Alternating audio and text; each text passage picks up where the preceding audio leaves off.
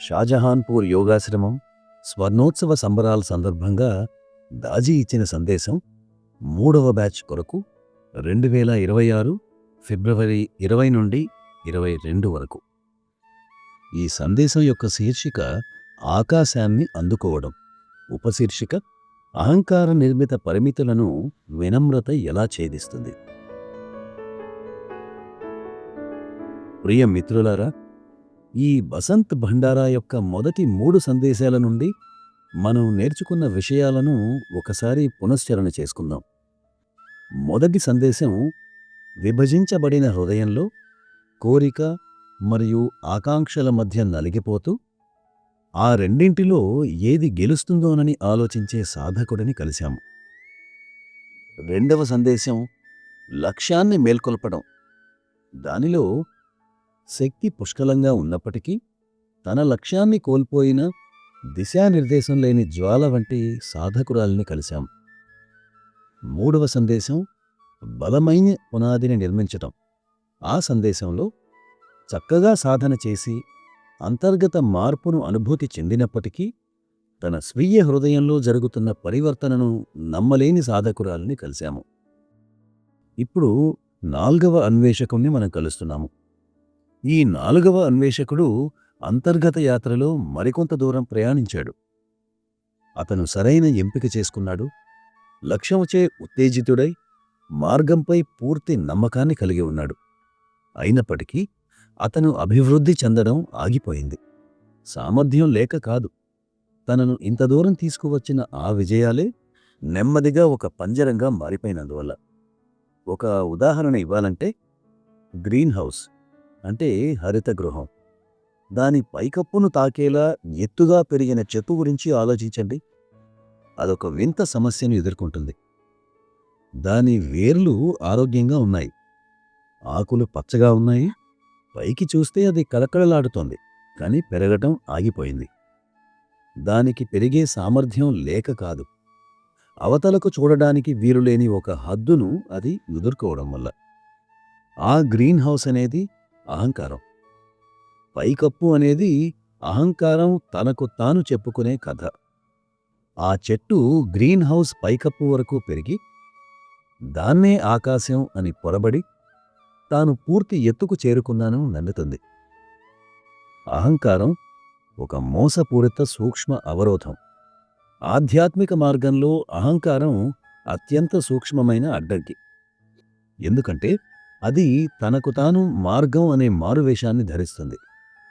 ఎవరైతే ఏళ్ల తరబడి సాధన చేశారో, గ్రంథాలను చదివారో, సమాజంలో గౌరవం పొందారో మరియు శరణాగతి, వినమ్రతల గురించి ఎవరైతే అనర్గళంగా మాట్లాడగలరో ఆ సాధకులే ఈ అహంకారపు కుతంత్రాలకు ఎక్కువగా చిక్కుకునేది. పొందిన విజయాలు వాటంతటవి మిథ్య కావు, కాని ఆ విజయాలన్నీ కలిసి ఒక గుర్తింపుగా మారడమే ప్రమాదం. ఆ గుర్తింపు యొక్క వేషం ఎంత ఆధ్యాత్మికంగా కనిపించినప్పటికీ అది ఇప్పటికీ అహంకారమే. విభజింపబడిన హృదయంలోని 2 తోడేళ్ల గురించి మాట్లాడుకున్నాము. ఒకటి ఉన్నతమైనది, మరొకటి నిమ్నమైనది. కోరిక అనేది అల్పమైన తోడేలు. దాని ఆకలి స్పష్టంగా కనిపిస్తుంది కాబట్టి దాన్ని గుర్తించడం సులభం. కానీ అహంకారం అనేది మరింత జిత్తులు మారిది. అది ఉన్నత తోడేలు చర్మాన్ని ధరించగలదు. అంటే అహంకారం తాను ఒక ఉదాత్తమైన దానిగా మారువేషం వేసుకోగలదని అర్థం. ఒక సద్గుణంలా కనిపించే దానిలో దాగి ఉండటమే దాన్ని ప్రమాదకరంగా మారుస్తుంది. అది భక్తిగా లేదా ఆధ్యాత్మిక తీవ్రతగా కనిపించవచ్చు కూడా. నిజాయితీ అయిన ప్రతి సాధకుడు ఆందోళన చెందాల్సిన ఒక విషయం గురించి ఒకసారి చారిజీ వివరించారు. ఆధ్యాత్మిక క్షేత్రం చాలా మృదువైనది, ఫలితమిచ్చేది కాబట్టి గర్వాహంకారాలు వ్యక్తమవడానికి, వేళ్ళూనుకోవడానికి అది ఒక సారవంతమైన భూమిగా మారుతుందని ఆయన అన్నారు. దీని అర్థం ఏమిటో జాగ్రత్తగా ఆలోచించండి. భౌతిక ప్రపంచంలో సమాజం మిమ్మల్ని సరిదిద్దుతుంది. పోటీ అనేది మిమ్మల్ని వినమ్రులను చేస్తుంది. వైఫల్యం మీకు పాఠం నేర్పుతుంది. కాబట్టి అహంకారం నిరంతరం అదుపులో ఉంటుంది. కానీ ఆధ్యాత్మిక ప్రపంచంలో ఇటువంటి బాహ్య తనిఖీలు చాలా వరకు ఉండవు. మీరు స్వీయ ప్రాముఖ్యతతో ఒక సామ్రాజ్యాన్ని నిర్మించి దానిని భక్తి అని పిలవవచ్చు. మీరు దశాబ్దాల సాధనను ప్రోగు చేసి ఆ ప్రోగునే గమ్యం అని పొరబడవచ్చు. ఎవరూ మీ ఎదురుగా అద్దాన్ని చూపిస్తూ మీ అంతర్గత స్థితిపై త్రైమాసిక నివేదికను ఇవ్వరు. అందువల్ల ఈ మార్గం యొక్క మృదుత్వమే ఆ ఉచ్చును అత్యంత ప్రభావవంతంగా మారుస్తుంది. ఇక్కడ ఈ ఆధ్యాత్మిక జ్ఞాన సముపార్జనలో వైరుధ్య భావన అనేది ఒకటి ఉంది. దాని గురించి మరింత తెలుసుకుందాం. ఆధ్యాత్మిక ఎదుగుదలకు రెండు అవసరం: స్వీకరించడానికి ఇష్టపడటం, దానికోసం ఒక ఖాళీ ప్రదేశం. ఇప్పటికే నిండి ఉన్న పాత్రని మనం ఇంకొంచెం నింపలేం. ఎదుగుదల సంభవించే చోటును అహంకారం ఆక్రమించినప్పుడు చైతన్యంలో ఏం జరుగుతుందో చెప్పడానికి ఇది ఒక ఖచ్చితమైన వర్ణన. ఆధ్యాత్మిక అహంకారపు సంస్కారాలను తొలగించడం చాలా కష్టం. ఎందుకంటే అవి సద్గుణాల్లాగా అనిపిస్తాయి.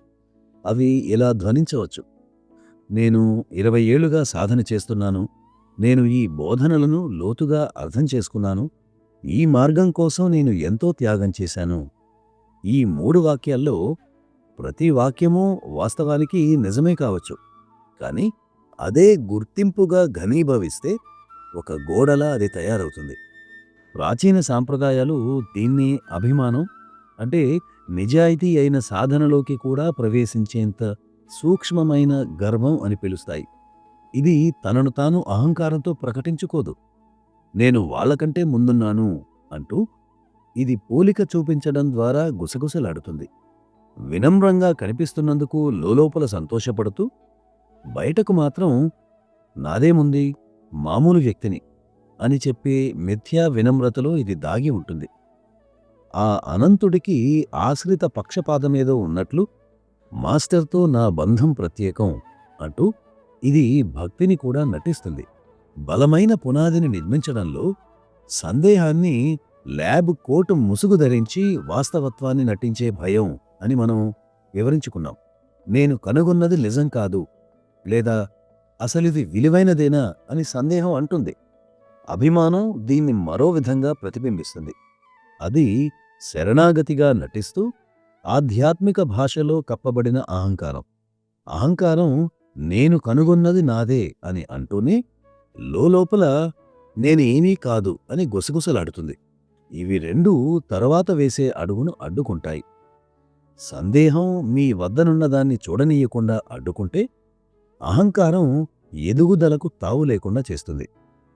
ఇప్పుడు మనం సేవ చేసే అహం, దానికి పోటీగా ఊపిరాడనీయని అహం, దీని గురించి మనం తెలుసుకుందాం. ఇక్కడ ఒక ముఖ్యమైన విషయం ఉంది. అహం అనేది శత్రువు కాదు.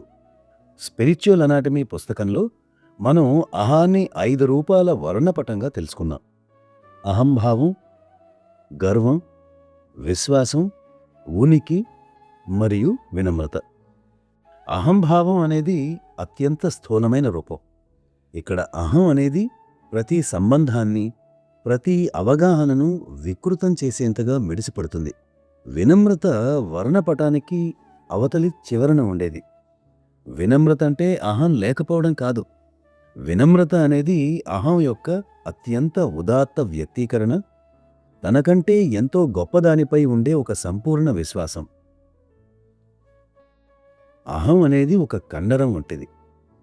పనిచేయడానికి అది బలంగా ఉండాలి, లొంగిపోయేందుకు మృదువుగా ఉండాలి, అలాగే ఎప్పుడు ముందడుగు వేయాలి, ఎప్పుడు వెనక్కి తగ్గాలి అనే విజ్ఞతను కలిగి ఉండాలి.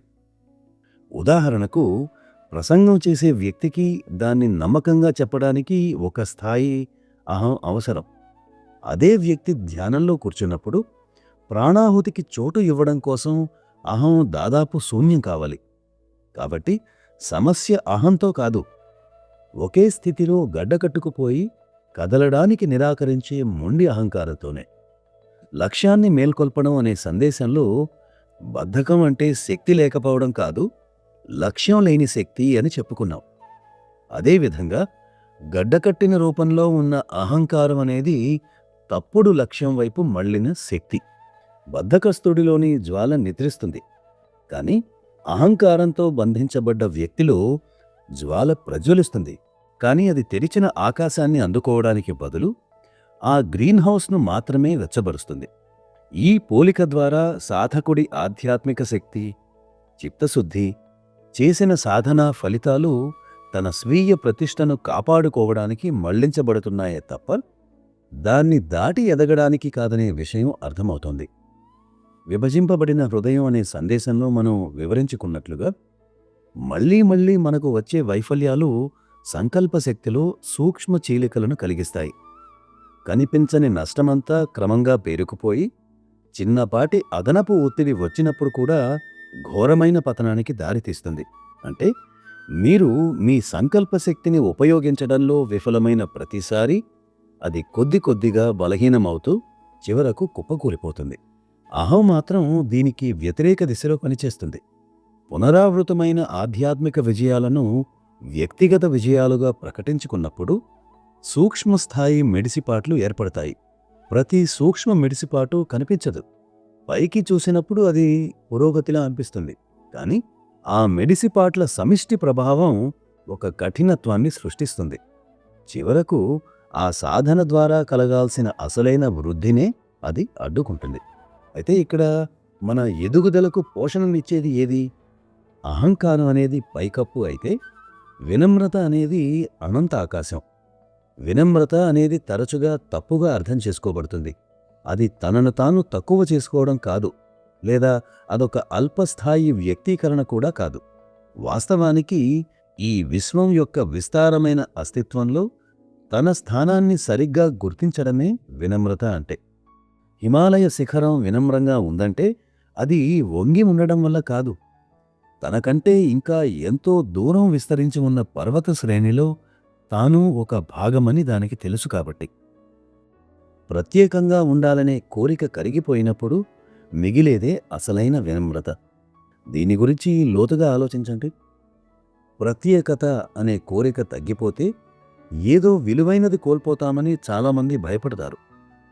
తాను తగ్గిపోతానని, కనబడకుండా పోతానని, తన బలాన్ని, తన స్వీయ ప్రతిష్టను కోల్పోతానని అహంకారం భయపడుతుంది.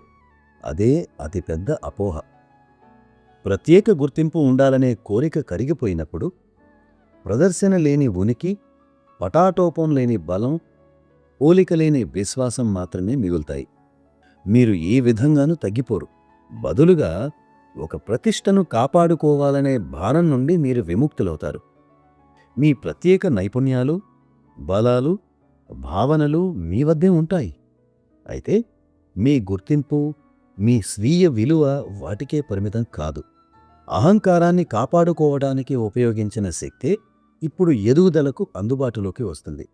కాబట్టి వినమ్రత మిమ్మల్ని తగ్గిపోయేలా చెయ్యదు, అది మిమ్మల్ని విముక్తుల్ని చేస్తుంది.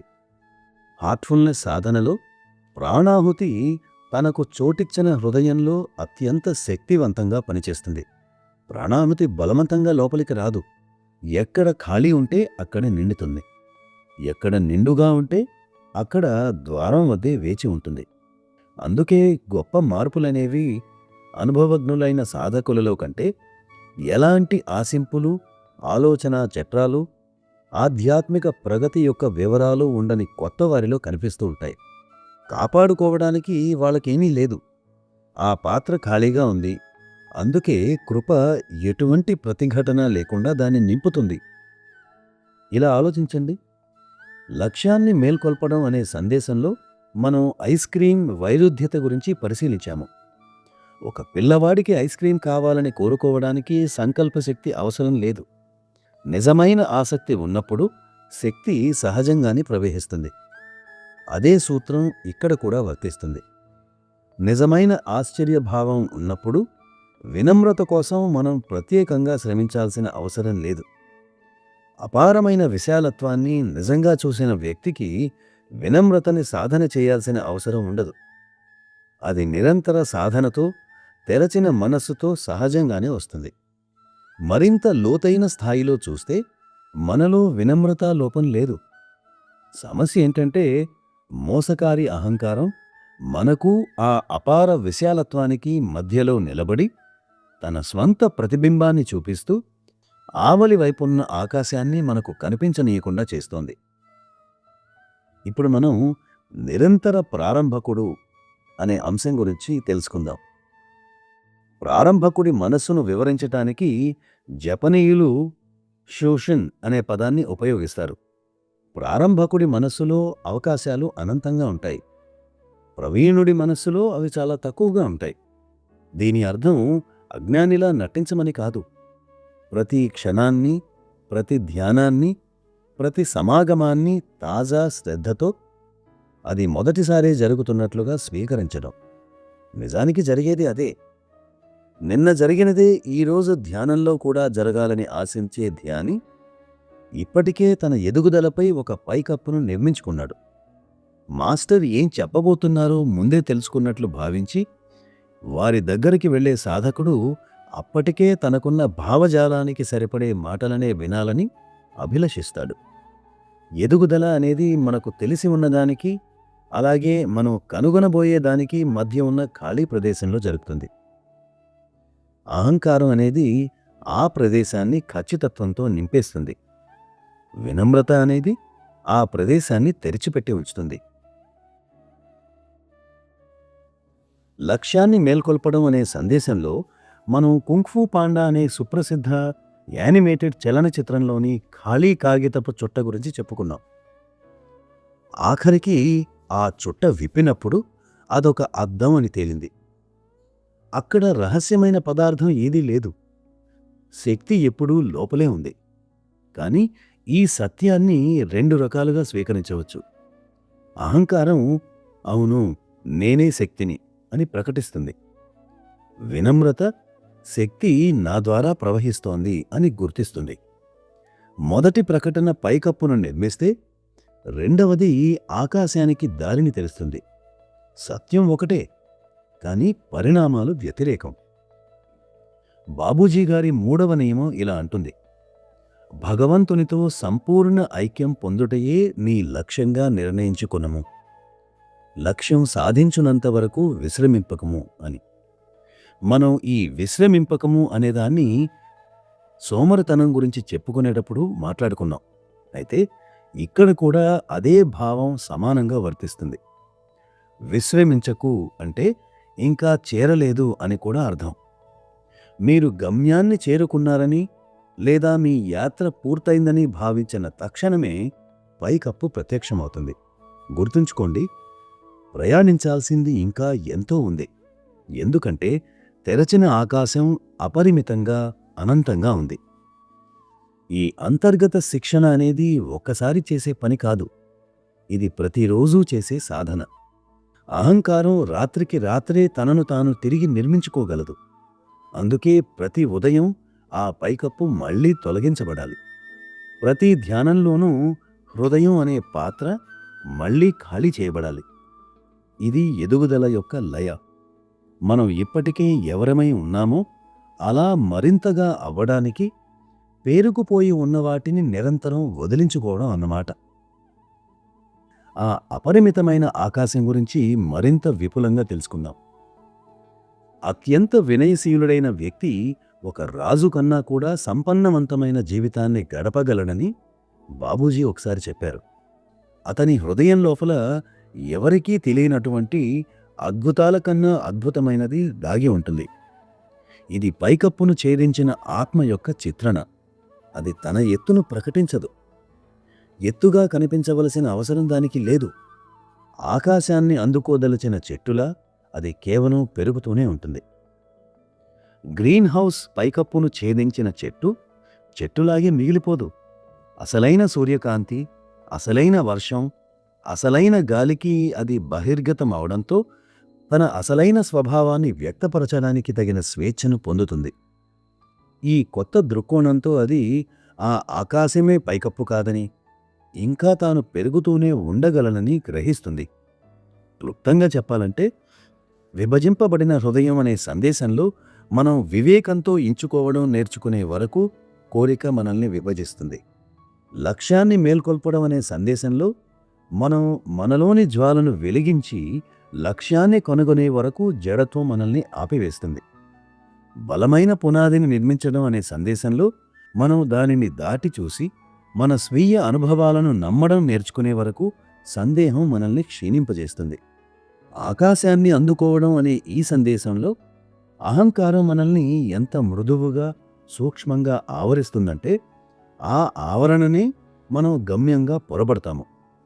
వినమ్రత అనేది అహంకారం సృష్టించిన పైకప్పును ఛేదించగలదని మనం ఇప్పుడు తెలుసుకున్నాం. కానీ ఈ నాలుగింటిలో కోరికకు కనీసం తనను తాను ఆకలి రూపంలో ప్రకటించుకునే నిజాయితీ ఉంది. బద్ధకం బరువుగా అనిపిస్తుంది. సందేహం అనేది అసౌకర్యపు స్పష్టతతో ఉంటుంది. కానీ మోసపూరితమైన అహంకారం మాత్రమే మనం ఒకే చోట ఆగిపోయినందుకు మనల్ని అభినందిస్తుంది. అది ఆధ్యాత్మిక స్తబ్దతను ఒక విజయంగా భావించేలా చేస్తుంది. అదే దానిని అన్నింటికంటే ప్రమాదకరమైన అడ్డంకిగా మారుస్తుంది. అపరిమితమైన ఆకాశం ఎప్పుడూ అక్కడే ఉంది. మీకు ఆకాశానికి మధ్య ఉన్నది కేవలం వాతావరణం నుండి మిమ్మల్ని మీరు రక్షించుకోవడానికి మీరు నిర్మించుకున్న గాజు అద్దం మాత్రమే. వాతావరణాన్ని తట్టుకునే బలం మీకు ఎప్పుడూ ఉందని తెలుసుకోండి. ఇప్పుడు ఆ పైకప్పును ఛేదించి ఆకాశాన్ని అందుకోండి. ప్రేమతో, ప్రార్థనలతో, కమలేష్.